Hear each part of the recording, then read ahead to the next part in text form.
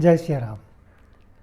कल हम लोग चर्चा कर रहे थे कि भरत, लक्ष्मण जी और माताओं के साथ में, यहाँ तक कि उनकी प्रजा भी साथ थी, वो सब प्रभु श्री राम जी को मनाने के लिए चित्रकूट धाम पहुँच चुके हैं।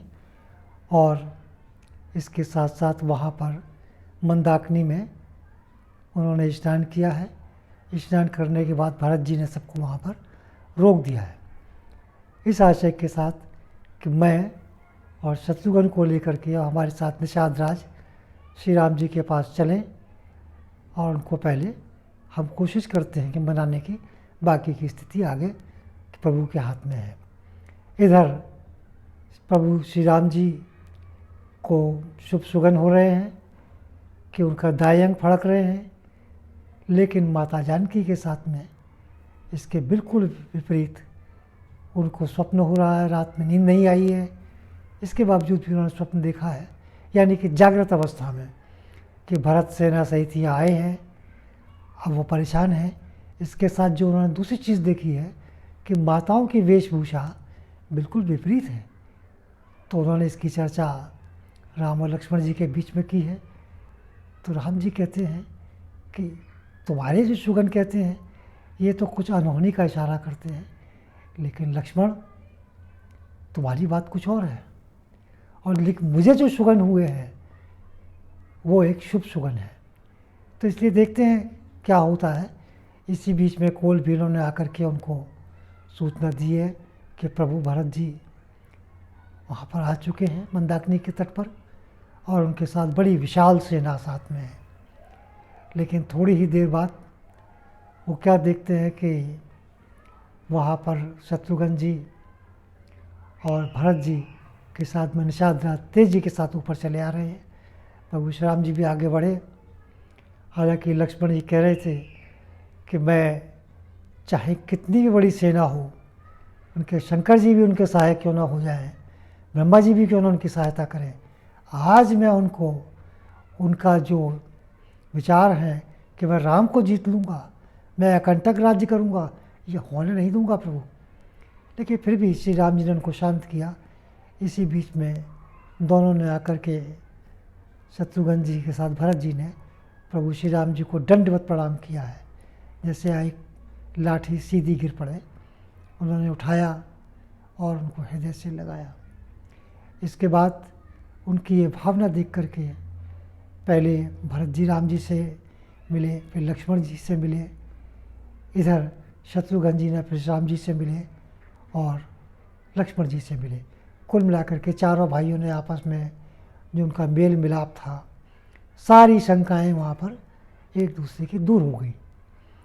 लेकिन इसके बाद निषाद राज ने भी उनको दंडवत प्रणाम किया और वहाँ पर ले जाकर वो ऊपर बैठे। इसी बीच में निषाद राज ने कहा कि प्रभु, माताएं, गुरुजन, मंत्रीजन और प्रजाजन सब आए हुए हैं।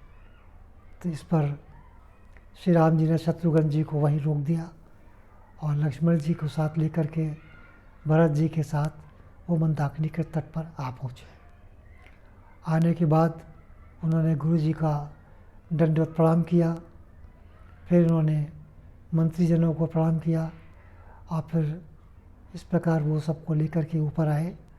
उसमें उनके साथ माताएं और कुछ विशेष लोग ही वहाँ पर आए। बाकी प्रजाजन को उन्होंने मंदाकिनी के तट पर रोक दिया। लेकिन वहाँ प्रभु ने एक अचरज किया है कि इसको कहते हैं कि पल भर में प्रभु सबसे यथा योग्य मिले हैं। हर इंडिविजुअल से, हर प्रजाजन से उसको ये महसूस हुआ है कि राजा राम मुझसे गले से मिले हैं और मेरा कुशल पूछा है। सब प्रसन्न है कि देखो, हमारी जो कष्ट थे, हमारा जो रास्ते का थकान थी, वो सब दूर हो गई। कुछ मंदाकिनी में स्नान के बाद और बाकी प्रभु के दर्शन के बाद फिर सब ऊपर आते हैं आश्रम में। आश्रम में आने के बाद भरत जी ने सीता जी को प्रणाम किया, फिर इसी प्रकार शत्रुघ्न जी ने और सीता जी ने माताओं को नमस्कार किया है। लेकिन उनके हृदय में जो चीज़ व्याप्त थी, जो परेशानी थी, वो जो कि त्यों थी। उनसे वो माताओं का वो रूप नहीं देखा जा रहा था। और वो यही बार बार कहते, या विधाता तूने क्या दिखाया है, तू कैसा हमसे रूठ गया है। इसी बीच में वशिष्ठ जी ने इस स्थिति को संभालते हुए फिर सबको विधिपूर्वक बिठाया, और बिठाने के बाद उन्होंने कहा कि राम, ये समय कुछ गंभीर विषय पर बात करने का है, और इस हम लोग जो यहाँ पर आए हैं इसकी कुछ और विचार लेकर के आए हैं, क्योंकि अब महाराज हमारे बीच में नहीं है, वो निज धाम जा चुके हैं। और जाते समय उनके ज़ुबान पर, उनके हृदय पर केवल एक ही नाम था, राम राम राम। वो तुम्हारे ही ध्यान में वो स्वर्ग लोक सिधार गए हैं, और इस समय अयोध्या सुनी है, क्योंकि हर अयोध्यावासी इस समय दुखी है, और इनका दुख तुम्हारे अलावा कोई और दूर नहीं कर सकता। ये विधाता की ऐसी इच्छा है।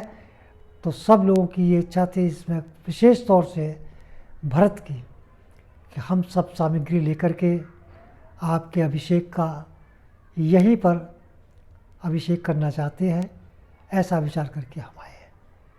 और हम सब चाहते हैं कि आप अयोध्या लौट चलें, और जो चक्रवर्ती राजा दशरथ जी का साम्राज्य है उसको चल के संभालें, और जो आपके प्रजाजन हैं, हम लोग हैं, सब के ऊपर एक आभ्रस्त हस्त होगा, और अयोध्या सकुशल हो जाएगी। और बाकी प्रभु आपकी जैसी इच्छा है, आप सब जानते हैं, इसमें कोई दो राय नहीं है। तो राम जी ने कहा ठीक है। सारे विचार हुए, फिर उन्होंने एक एक के विचार सुने, गुरुजनों के, मंत्रीजनों के, और उसके बाद राम जी ने कहा कि देखिए, मैं कोई अपनी तरफ से कोई बात नहीं कह रहा हूँ, लेकिन मैंने रघुकुल में जन्म लिया है, मैंने इक्ष्वाकु कुल में जन्म लिया है, और हमारे कुल में एक से एक बढ़ कर के सत्यवती राजा हुए हैं। तो सत्य और धर्म का पालन करना ही मेरा धर्म है। और आपको गुरुजी पता है कि मुझको महाराज दशरथ ने यहाँ आने की आज्ञा दी है, जिसमें माता कैकेयी की सम्मति थी। बस इतना कहना था कि माता और पिता की आज्ञा से मैं इस वन में आया हूँ, और उनकी आज्ञा ही मुझे शरीर उद्धार करनी है। मैं किसी लालचवश या किसी अन्यथा विचार करके मैं इस समय उस पर बिल्कुल विचार नहीं करूँगा, और मुझे वन में ही रहना है। और बाकी आप तो गुरुजी हैं, आप सब जानते हैं, त्रिकालदर्शी हैं, आपकी आज्ञा हो तो मैं उसको नहीं टालूँगा। इस पर वशिष्ठ जी बिल्कुल चुप हो गए। तो वो यही कहने लगे कि राम, हमने तो अपनी बात कह दी, अब आप भरत की बात पे विचार करने की कृपा करें, और इससे भी अच्छा होगा कि पहले हम सब चल के नीचे मंदाकिनी में स्नान करें, और जो आपके पिता का अंतिम संस्कार जिसको कहते हैं श्राद्ध, उनके निमित्त हम कुछ कार्य करें। बस सबकी आंखों में आंसू थे। नीचे आए, फिर वहाँ पर दशरथ जी के निमित्त पिंडदान किया गया, और आगे की चर्चा मैं आपसे कल करूँगा। आज के लिए इतना ही काफ़ी है।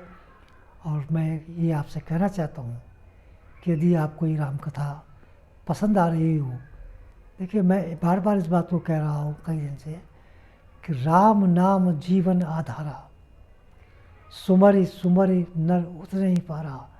इस राम नाम में बड़े गुण हैं।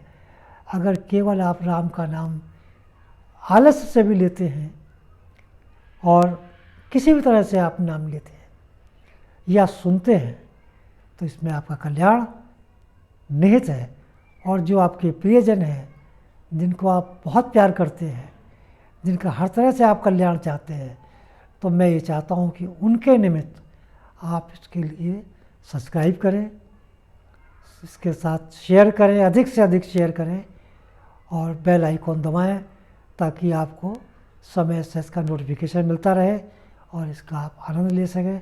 इसी के साथ आज की कथा समाप्त करता हूँ। धन्यवाद।